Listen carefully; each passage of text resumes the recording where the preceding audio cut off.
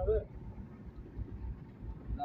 ওইখানে গাছ আলাই না, তার মানে হয়তো রাস্তা ভাঙ্গা আছে।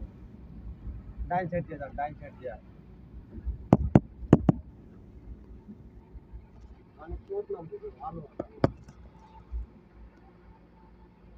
ও যাইতেছে না, ওই জায়গায় যাইতে হবে।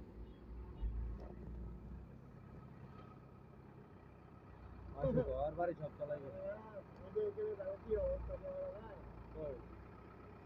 দেখছি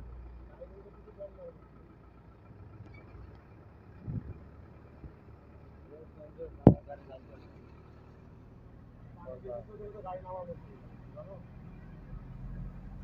কাকা একটু সরো কাকা।